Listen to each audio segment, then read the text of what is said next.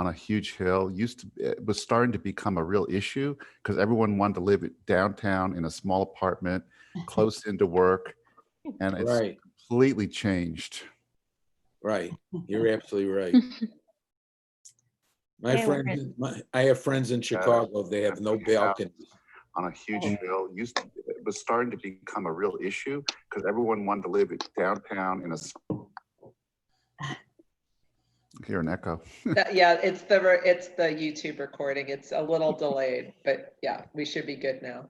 Okay. All right, we can go ahead and start. Welcome, everyone. I'm Leslie Kirby. I'm the chair of the CRC, the Community Relations Committee of the Jewish Federation and Jewish Foundation of Nashville and Middle Tennessee. And we are very glad that this week is our first session where we're also co-sponsoring with the Nashville Jewish Social Justice Roundtable. So we welcome them to our event and look forward to co-hosting with them for the foreseeable future. This week is mainly going to be a Q&A session with some talk about Israel and what's going on there. So we have really three guests today. We have Noam Harari, who's joining us live from Israel. Shabbat Shalom, Noam. Shabbat Shalom. Hi, everyone. She's currently doing her quarantine time in Israel. I think everybody who comes from overseas has to quarantine. Is it 2 weeks? Yes. Yes. Yes. So Noam is going to talk a little bit about what's happening on the ground in Israel. And then we're going to have Avi Poster and Michal Becker also talk about their perspectives on Israel, in particular around annexation. And I think Michal has a map to show us to help us try to get a grasp of what's going on with the ABCs of the West Bank. So I'm going to start with you, Noam. So talk to us about what you're finding.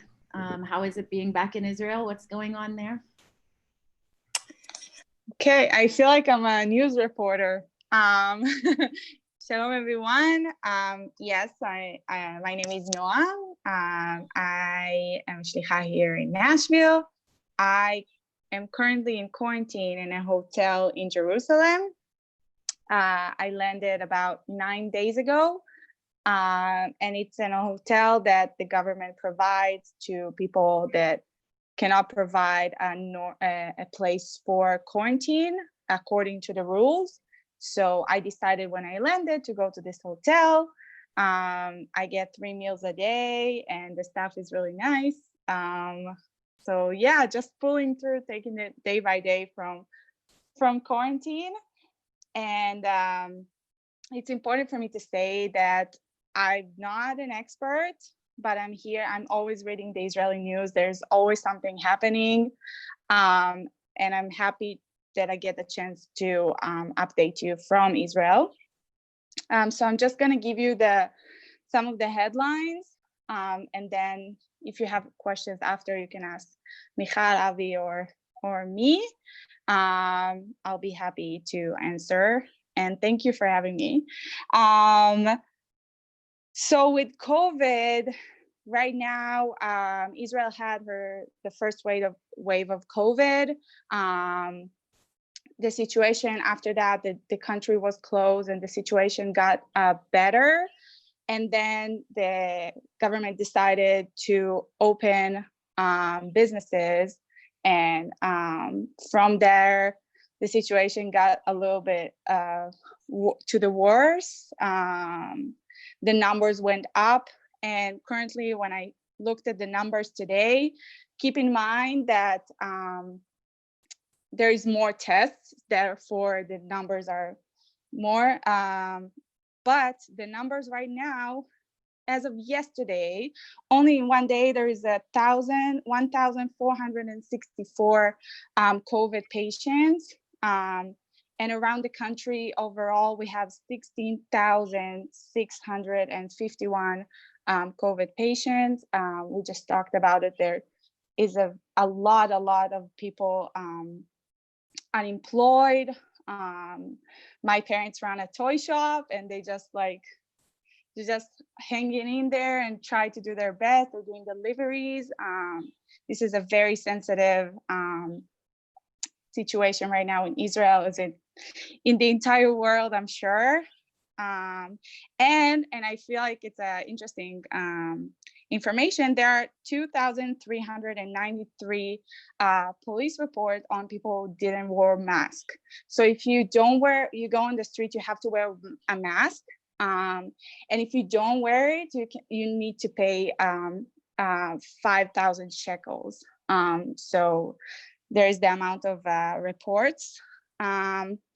So now we're in a situation that we're going towards a second wave of COVID, unfortunately, and it creates a lot of news. And a few days ago, the government decided to have more rules for COVID.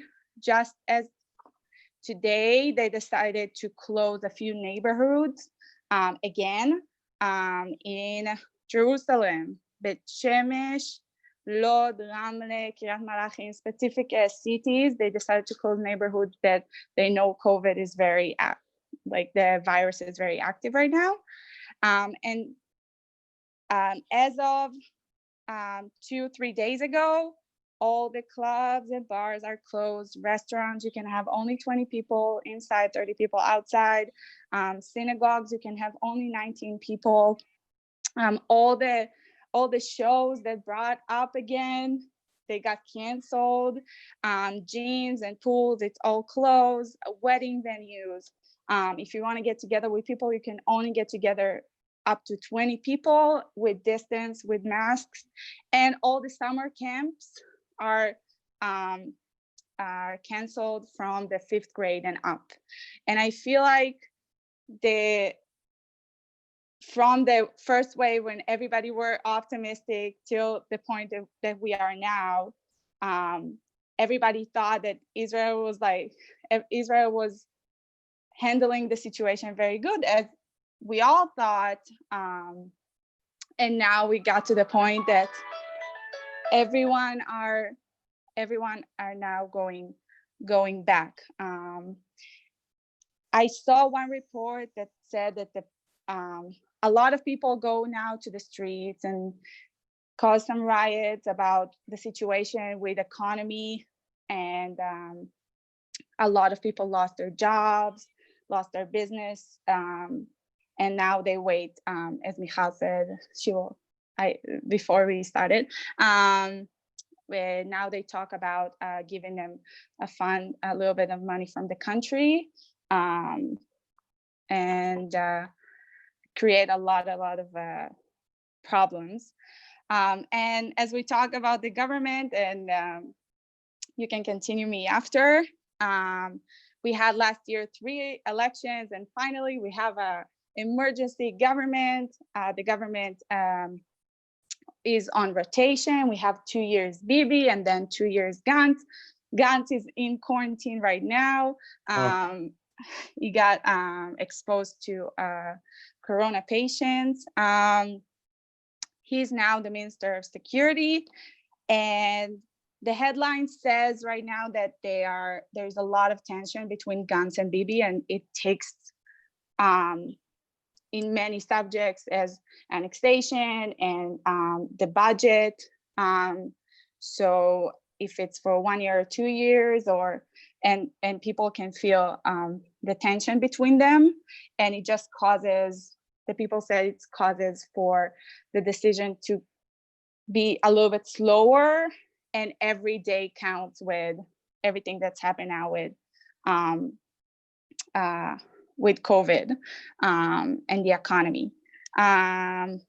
And with annexation, I tried, again, I'm not an expert.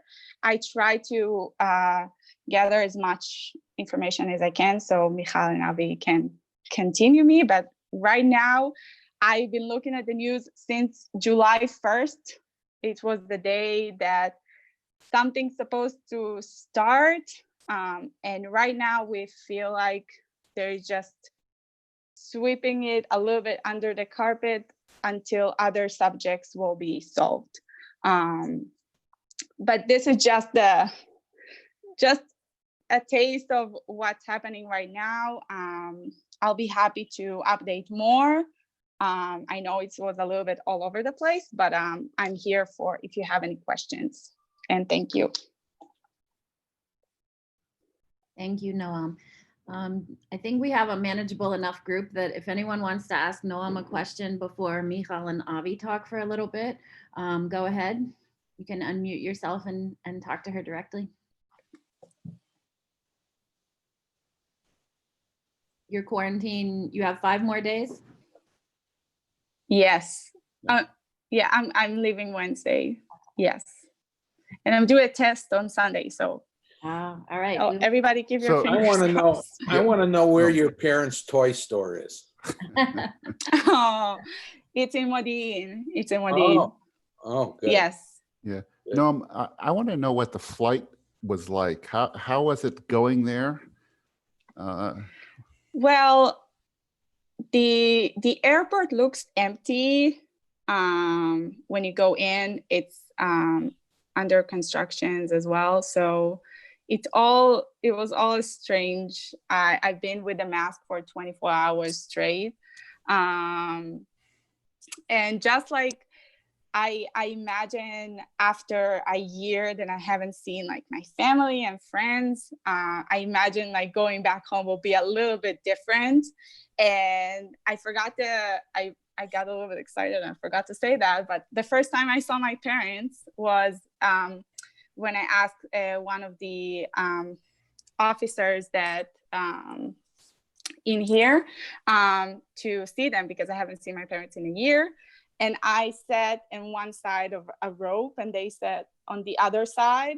And I just say, hi, I'm here. And we had like 10 minutes to just talk and catch up. And then they left, but they left me with a lot of food. But it's just a strange experience to go back to this situation, because even now I'm going back to Nashville, and if something happens like in Israel, I have to be in quarantine for 2 weeks. So there's not a lot of time and I need to be very, very protected. So yeah. What airline did you fly? United. And it was okay. You're okay. Yeah, it was great. It was Good. great. The flight attendants were really nice. I had a whole row for myself.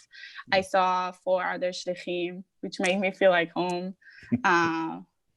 But yeah, it's a long journey anyway. But with COVID, it was a very strange to go back to Israel and see the airport completely empty, completely empty. But I found my suitcase faster, so yeah. Anyone else have questions for Noam right now?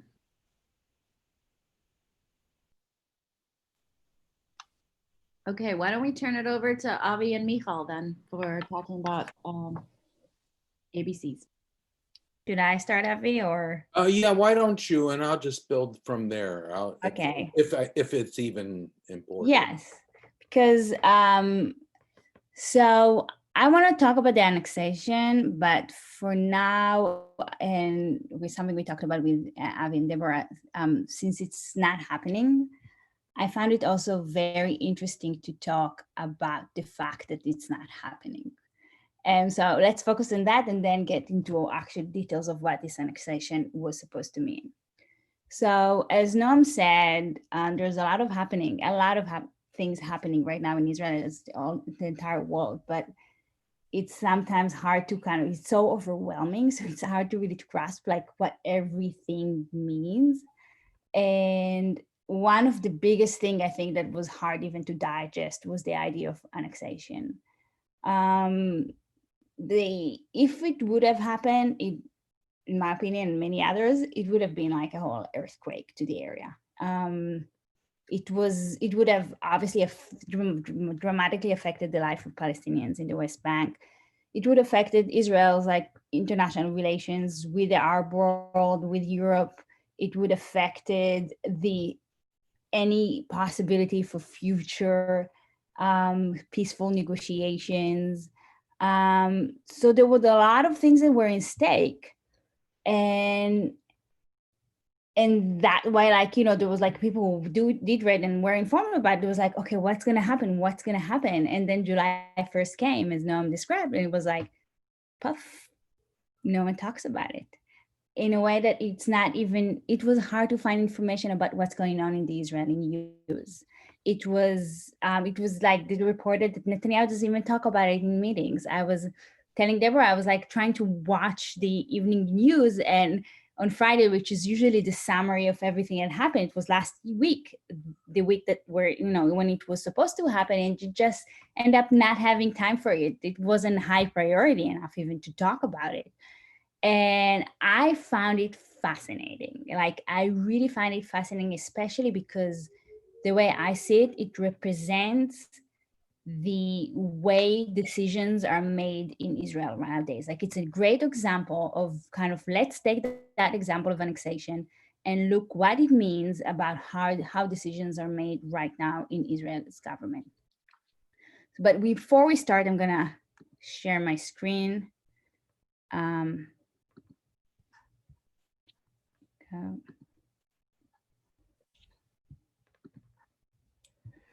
So let's, yeah, I'm sorry. Do you see it well? Do you see it a full screen, or do you see it like in, can you see it in full screen, or do you see it in like slideshow screen? It's not in full screen. not- It's not okay. full, yeah. Full, okay.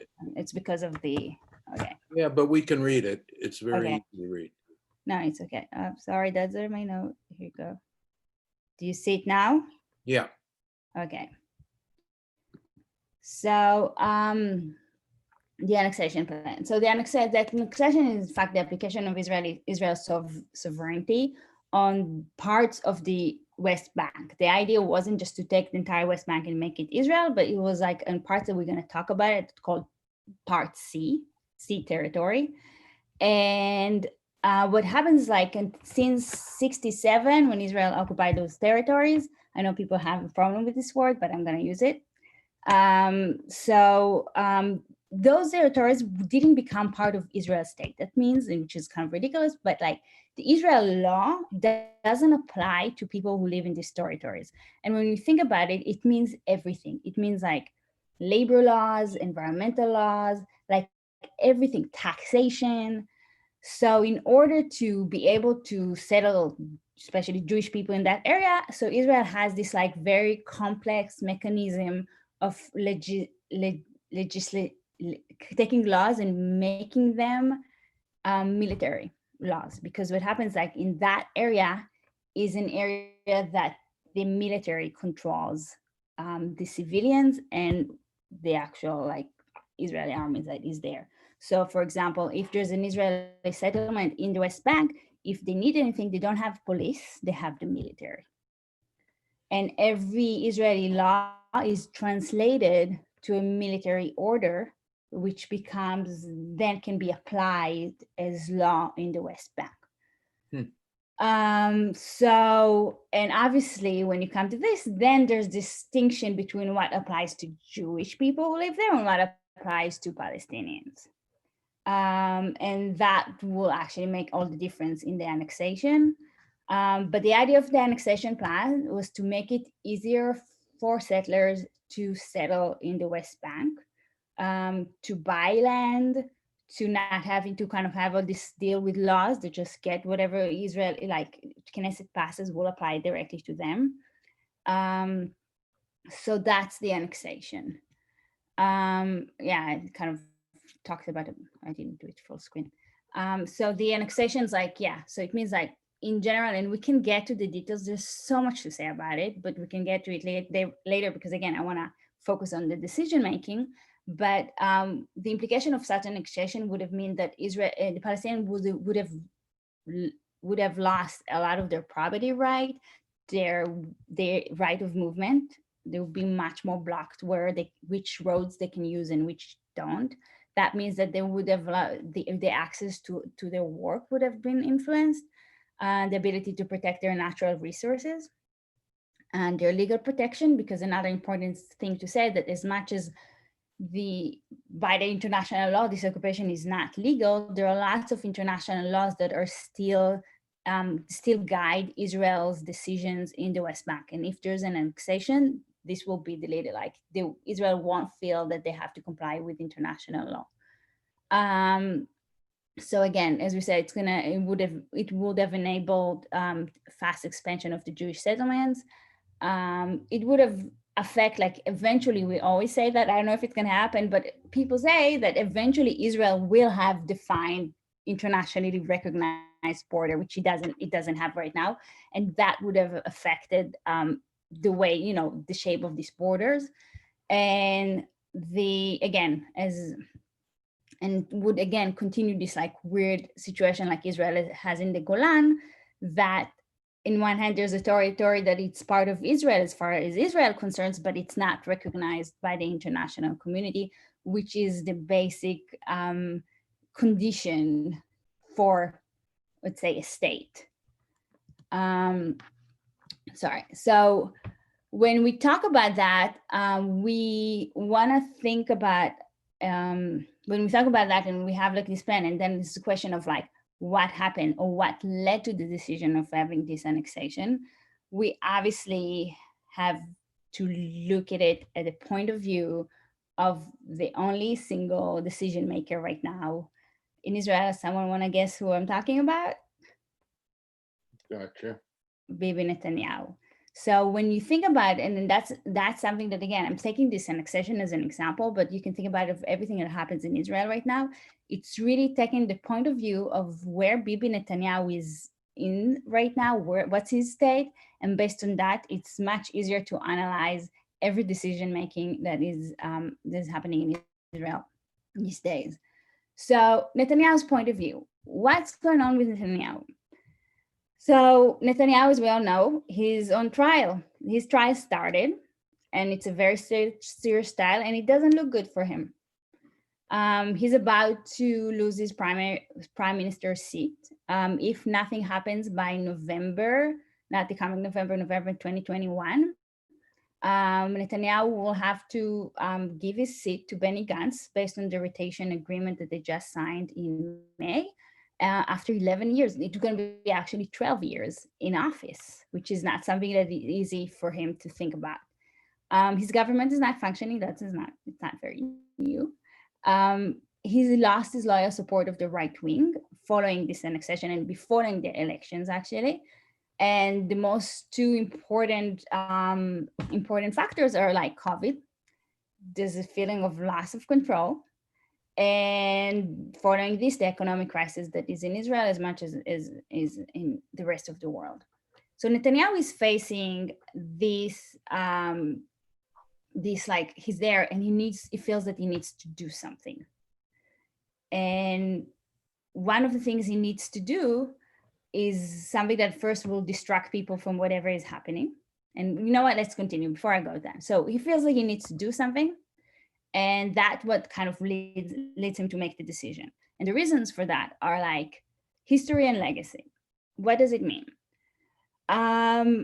If you think about it, almost every Israel is a young state, and almost every prime minister in Israel almost, not saying all of them, but has done something that left their mark in history. We know David Ben-Gurion, and we know, I'm thinking about Rabin, I'm jumping if you're Begin, Shamir, Peres, all of them had something, they did something that left some, Golda Meir obviously, left some remarks in history.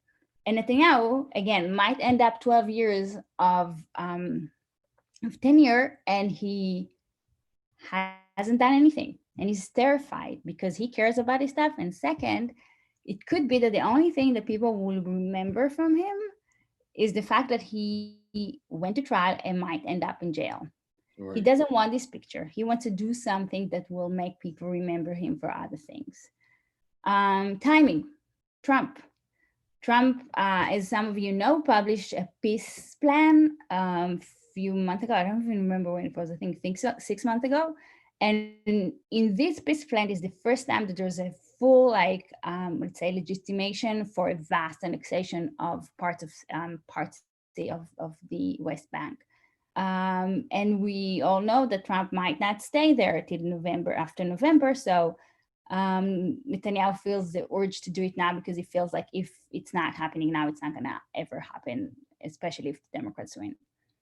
Time, another reason for timing is COVID. Like everyone is busy. No one will pay attention. Like I think about normal days, if something like an accession would have popped up, we would have seen like Europe and the UN and people shouting and it's not like they did do that, but the priority of people, the attention of most of the people is actually towards like their life in quarantine and COVID, and not necessarily that little country in the Middle East. And elections. Netanyahu doesn't is in always state of getting ready for the next elections. And there's always the feeling that elections are going to be sooner than planned. And going to elections in spite of like bad economic situation and COVID, but saying, hey, I got you the West Bank, might do well for him, given the circumstances. So he has all this incentive to do it. He's getting ready again, and time passes by, and you hear that like legal advisors don't know what's going on. The army didn't know what's going on. Like there wasn't, eventually now we know that there wasn't really a plan. It just faded away. So let's talk about the reason of why. So why made Netanyahu change his mind? Again, timing. Trump is a little bit busy right now with other things. And it's not like he has more attention, or he's not, I would say, like he's not gaining anything right now by supporting Netanyahu in his plan. So this card didn't play so well. COVID, people in Israel are busy and they're not paying attention to what Netanyahu wants to do in the West Bank because they don't have anything to eat.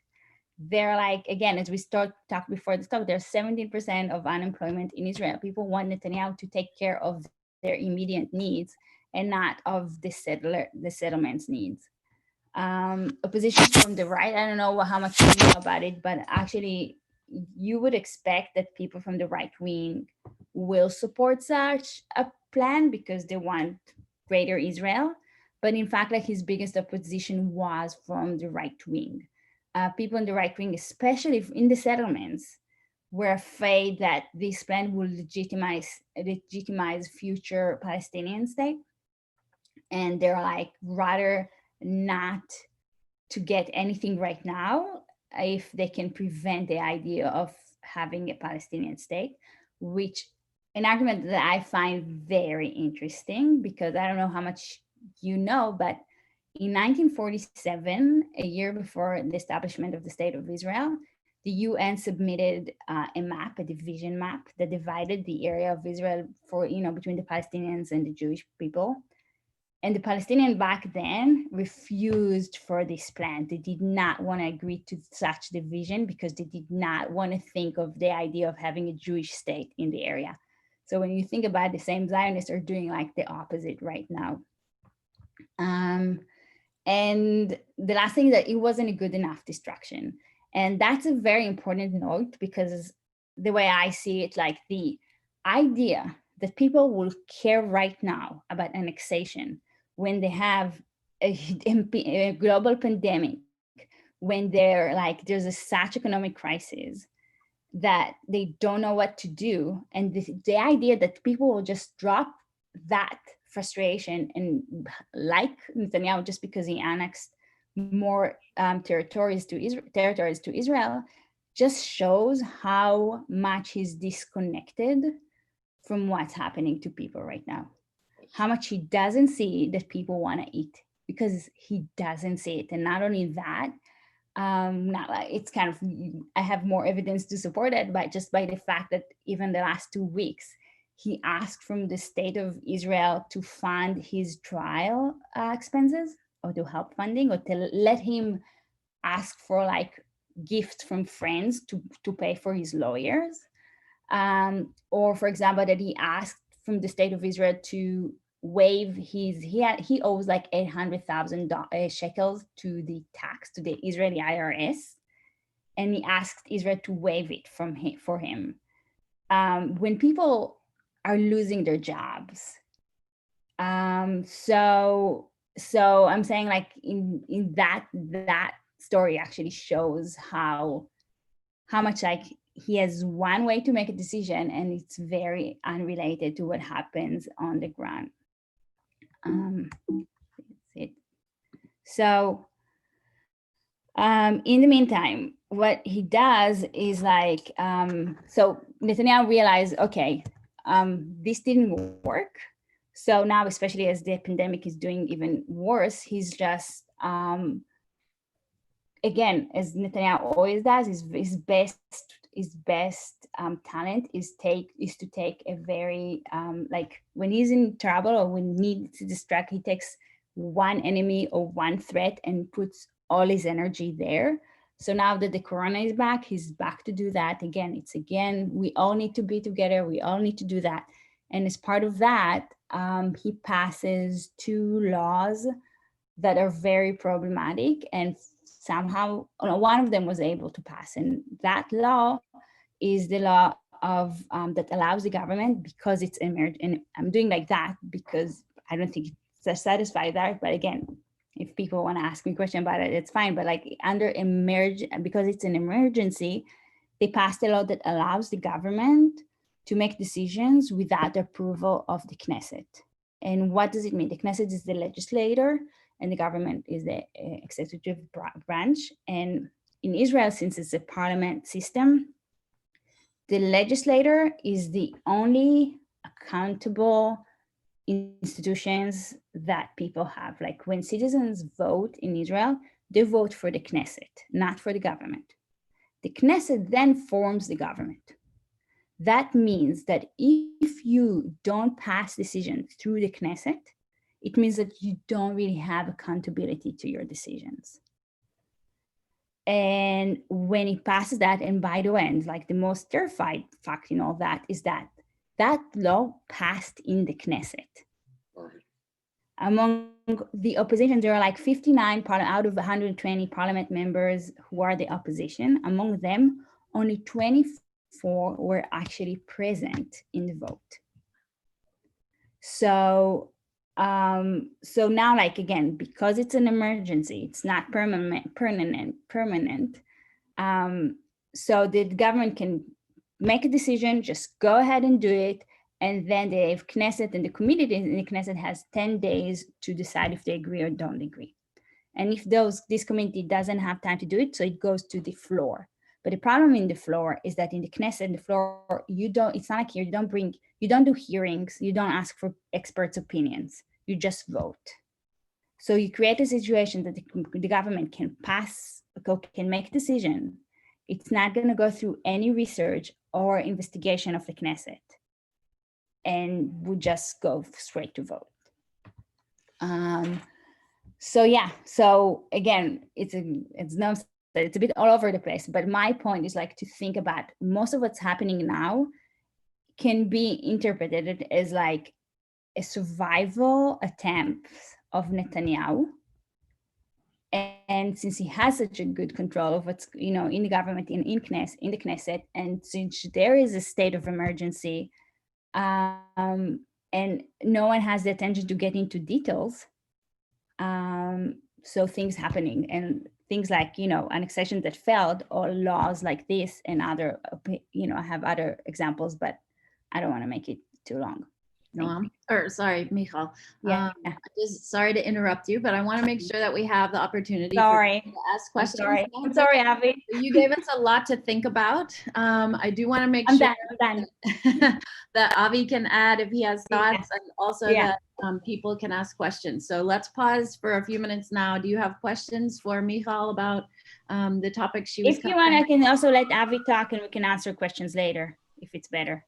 Why don't we do that? Because I just wanted to add something to Michal.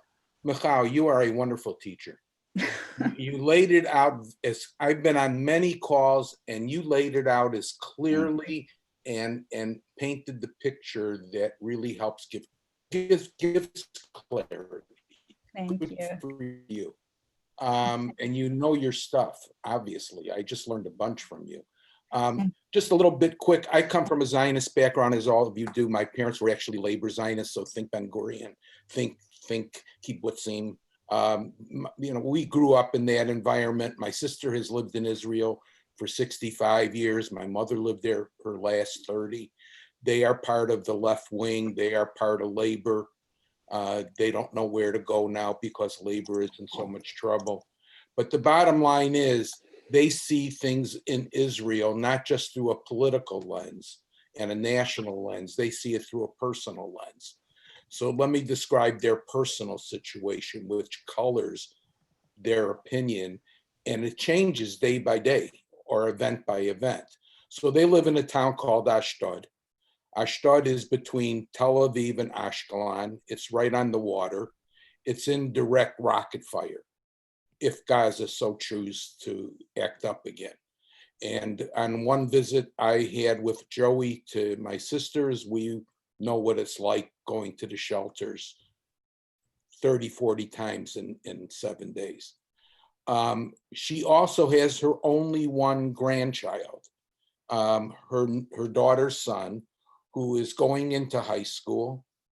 And they're scared. They're scared about his service. They know he will do 3 years of service. There's no question. As an only child, my niece does not have to sign him up for a combat unit. And she's already told him since birth she would not. But he has the pressure. He's putting pressure on her to do what his friends are doing. And so there's a little conflict, but my niece is holding ground. My sister and my niece are worried more about annexation than other families might be because this young joy of theirs is so close to army and they want him to serve in a more peaceful time. And the fear that those are worried about annexation is that it will rile the sides up. It'll rile Hezbollah up in the north. It'll rile up Hamas as an excuse to do whatever mischief they do. And they're worried about, if not an intifada, I won't go that far, but they're worried about, what IDF in the West Bank. So I see things through her lens. I'm very careful. I believe as a Zionist, I have a right to an opinion. Herzl wanted us all to feel like we were part of a world community, but I'm very careful with my opinion when I talk to my family because they made that sacrifice to live in Israel. It's not a sacrifice. They made the decision to live in Israel. So I'm very, very careful not to cross a line even with my close family. But I just wanted to say one more thing about the West Bank. I'm obviously on the left side of everything. I strongly believe annexation is a bad move, especially now. I strongly can give 12, 15 reasons off the top of my head, which I won't do, but happy to talk to anyone about what those reasons are. But I just wanted you to picture the West Bank because we talk about areas A, B, and C. Should I show the map, Avi? Yeah, if you have a map, that would be great. Yeah. Because sometimes people think they're contiguous areas. Oh, that's perfect. Yeah.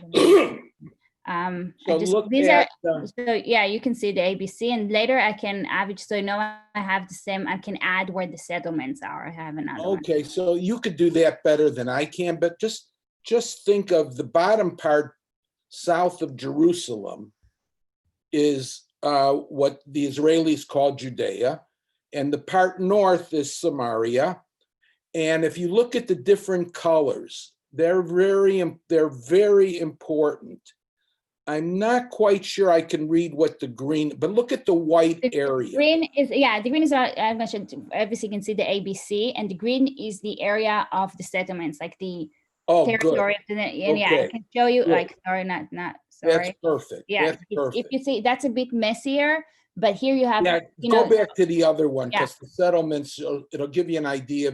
So look at the map. If the white areas, the light areas, that is area C. And that consists of about 60% of the West Bank. It doesn't quite, because it includes the settlements.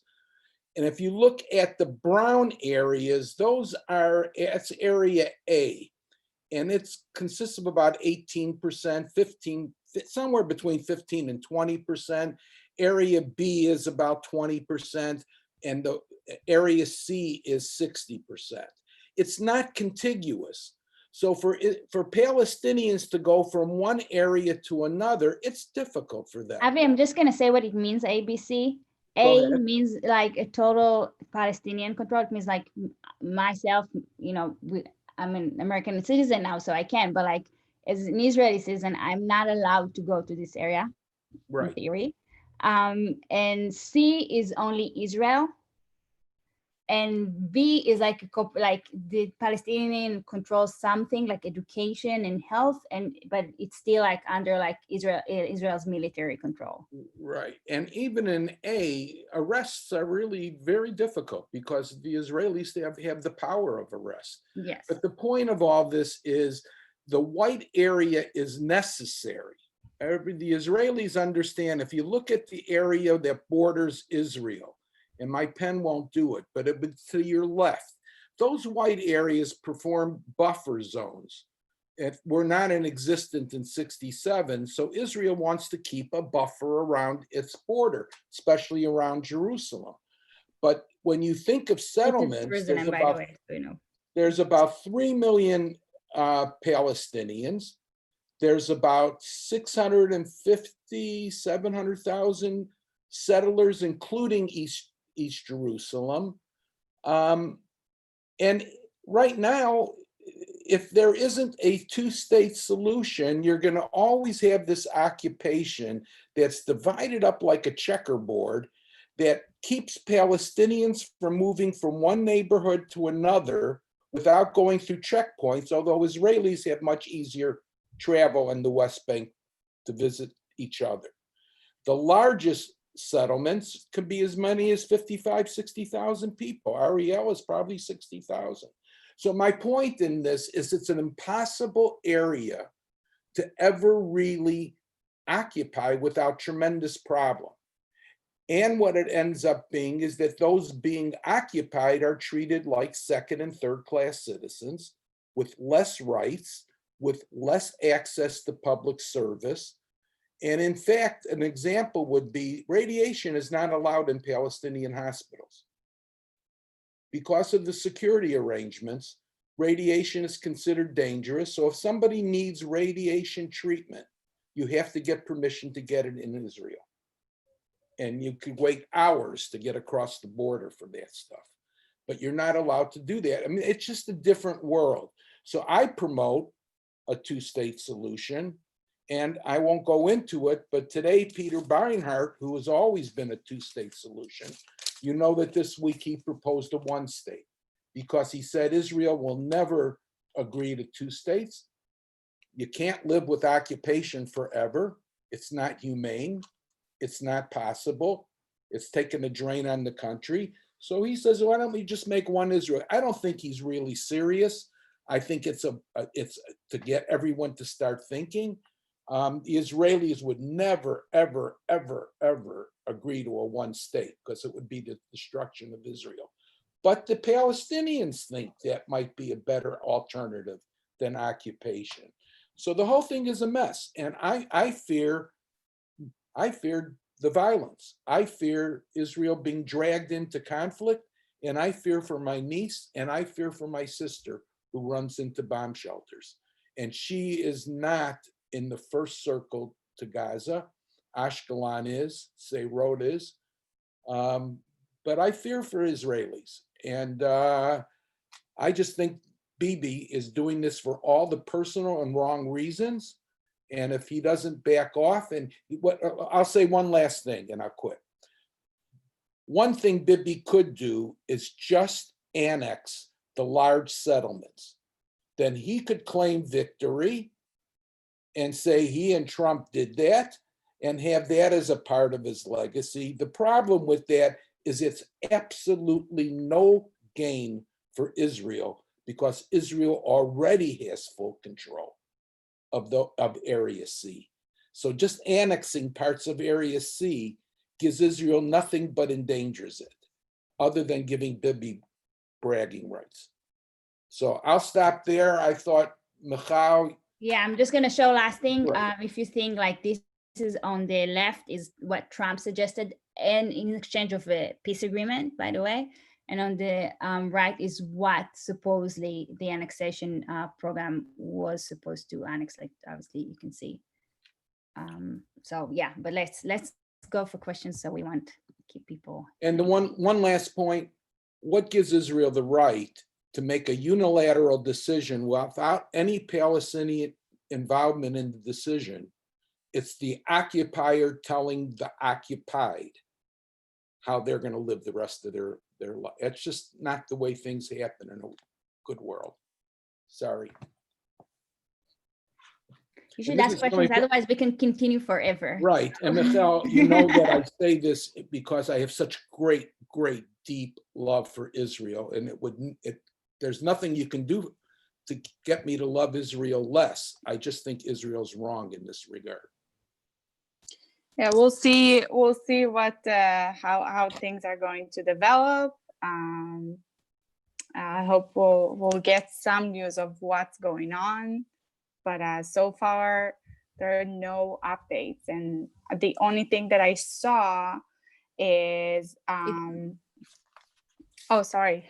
I'm taking No, I'm saying like, yeah, I'm just, my comment, it's probably not going to happen, but yeah.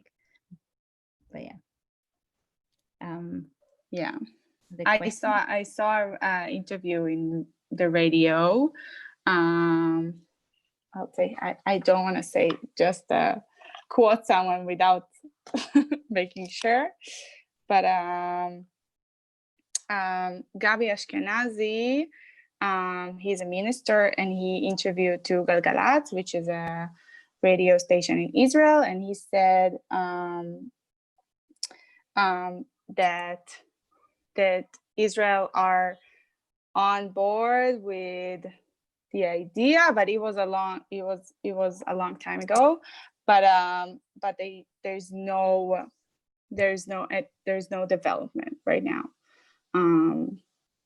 I think they just trying to maintain their relationship with the United States, but sometimes it's not 100% as it should. But we'll see the developments. All right. Questions for any of our three speakers today about COVID or annexation or anything else you want to know about Israel right now? I'd love to ask a question about, these were really fascinating, thank you. One question about the annexation. Worst case, so does Bibi have the ability to unilaterally do this within the system? What are the checks and balances? And what's the likelihood? Suppose for personal reasons. I mean, this is the fear that a lot of us have, that after the election, assuming that Trump loses, what's going to happen between the day of the election and January 20th, when he has complete authority of a president and is leaving office. Is there, what kinds of checks and balances does the Knesset or Supreme Court have? I have another question, but I'll throw that out as well, because you can decide how to deal with it. The other one has to do with what are the economic consequences of annexation. And my guess is, and I'm just throwing this out, my guess is they'd be pretty dramatic in the short term, assuming once COVID relaxes and travel is allowed, et cetera, but there'd be a lot of boycotts and things like that is the concern. On the other hand, since nothing's going to happen economically in Israel for the next 6 months, maybe now's the time for him to annex, and because it won't have that, by the time things open up, people will have forgotten about it. So I'm just wondering what what you guys think about the dynamics. Can I ask for the check, the balance check? You can do the money. No, I haven't, You go. No, I'm sorry. I just because this is that's one thing that drove me so there was a unity government that was formed in May. That meant you have the opposition and the coalition, and they're have under lots of agreements together. One of the preconditions for that agreement was the annexation.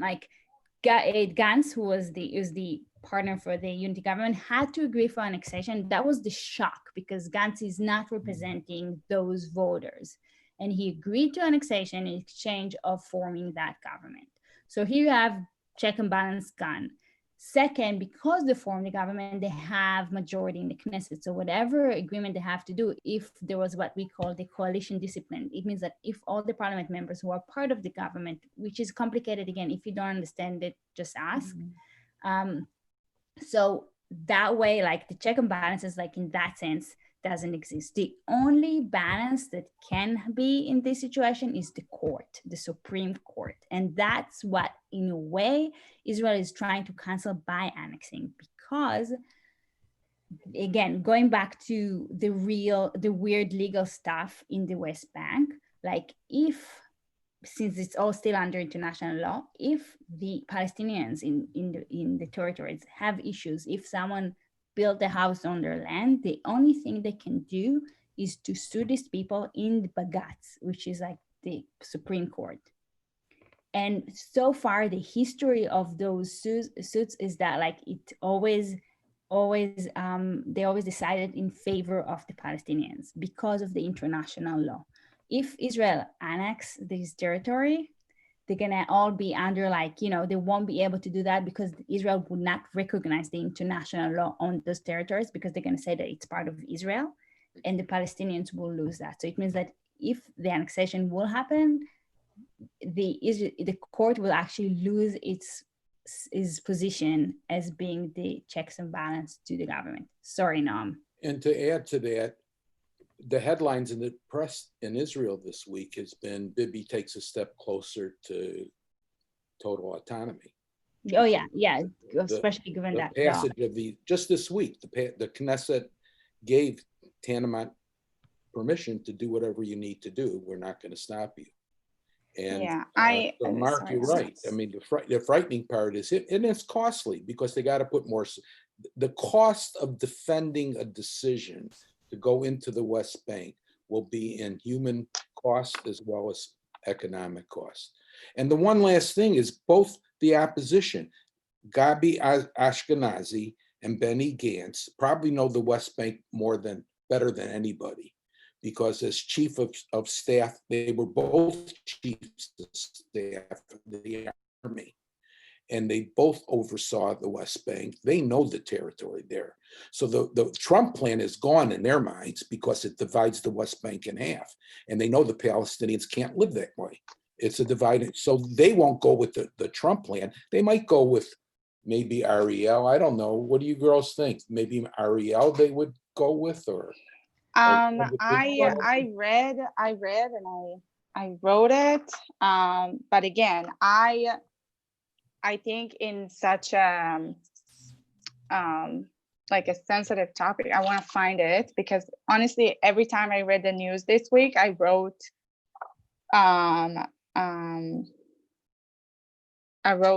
to myself notes.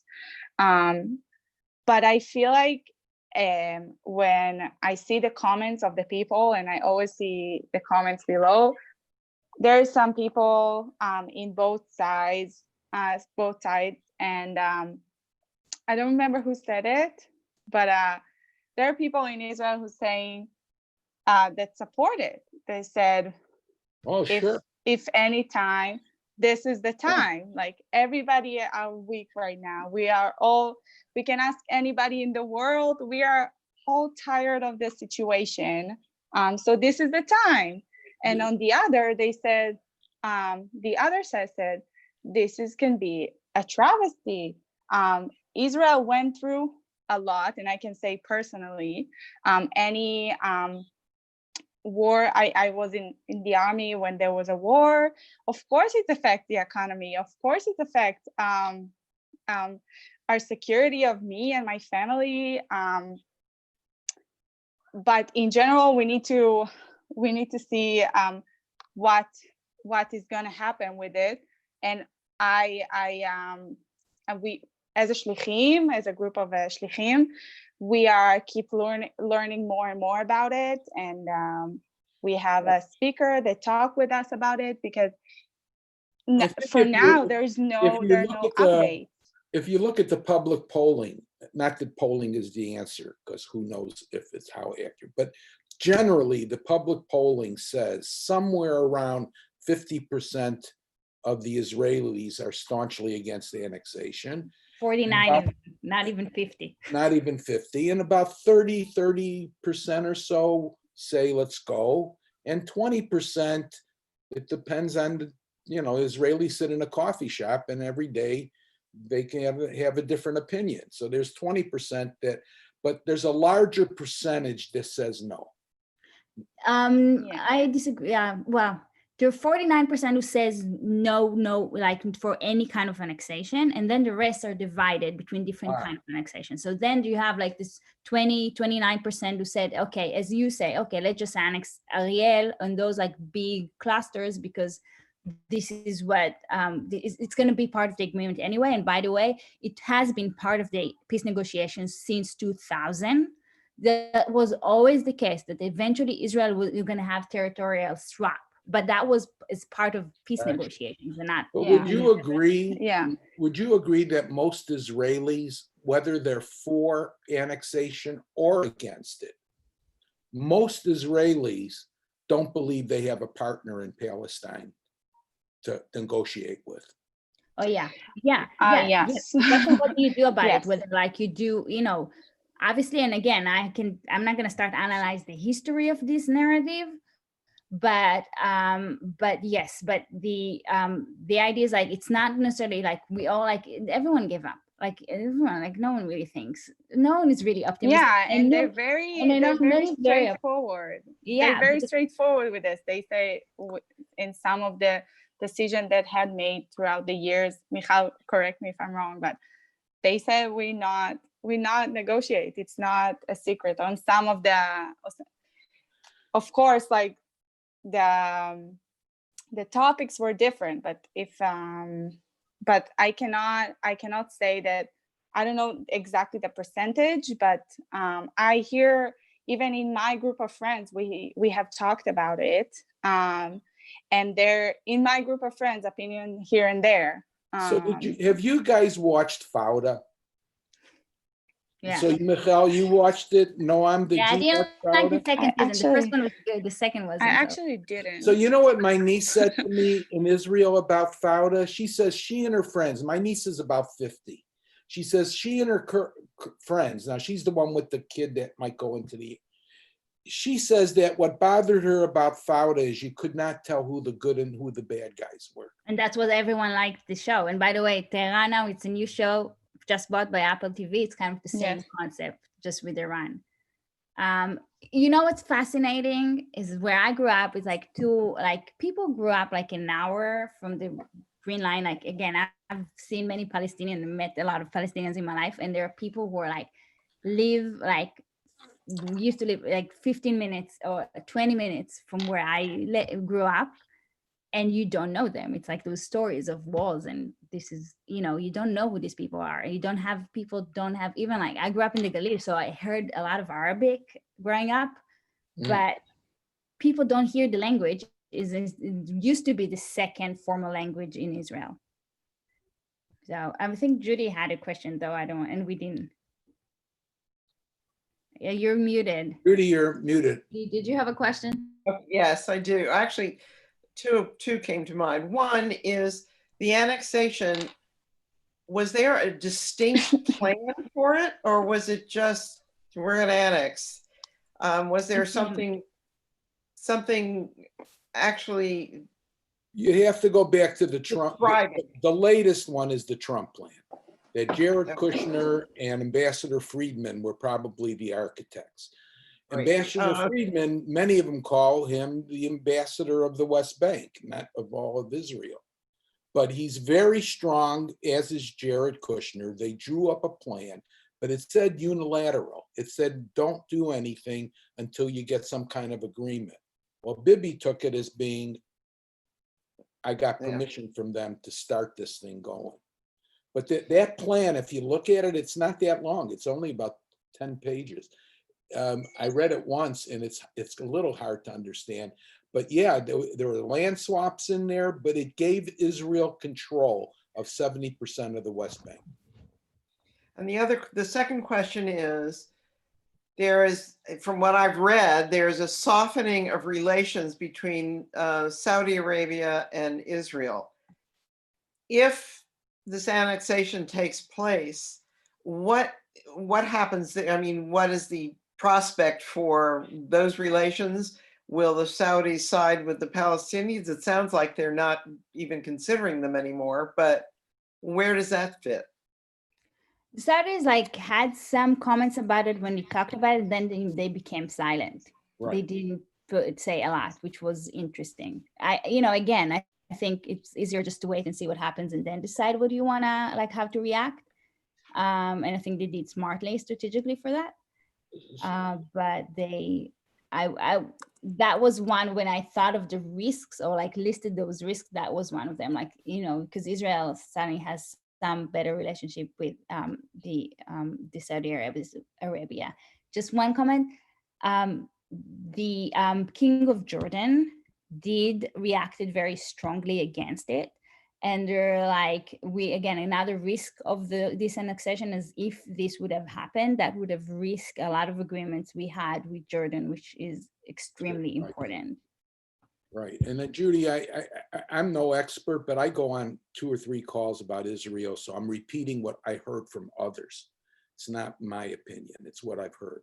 But they say, as Michal said, the #1 person that they have to work country is Jordan. They don't want to lose that security they have there. And Jordan seems to be mad about it. The Emirates, the Arab Union, they have made strong statements. It's got to hurt the relationship.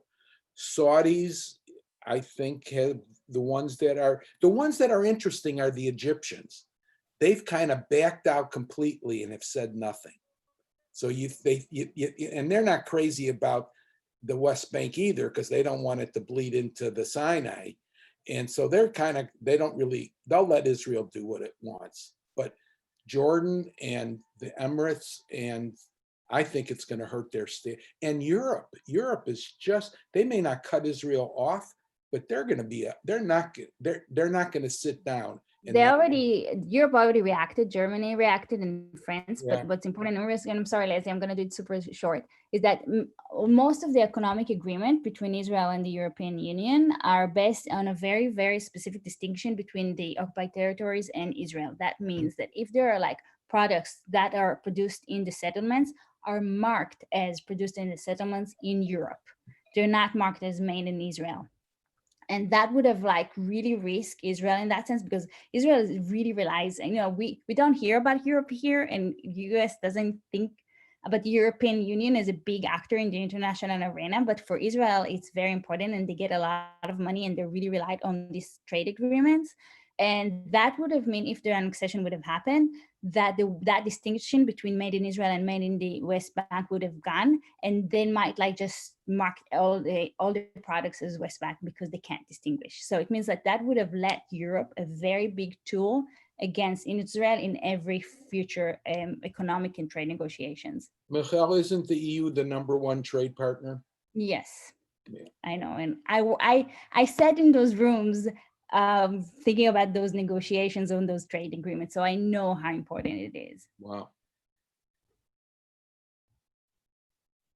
Okay, we're a little bit over our time. I want to thank all of our speakers. Clearly, we need another call about Israel. And I think we also need a call, and maybe Adam, you can run it about Fauda, because I know it's one of your favorite shows. But thank you to Noam and Michal and Avi for talking to us today about their experiences with and what they've learned about Israel with regard to COVID and annexation. And thank you to the Social Justice Roundtable for co-sponsoring this with us. And we look forward to more partnerships in the future. And Shabbat Shalom, everyone. Hey guys, you can't see it, but right above my head, the picture high, that's Ben Gurion. Oh yeah, I can see. He's my hero. Actually. Thank you, everyone. Shabbat Shalom. Thank you, Noam. Shabbat Shalom. We'll do more of these conversations. Thank you all so much. Bye. Shabbat Shalom. Shalom.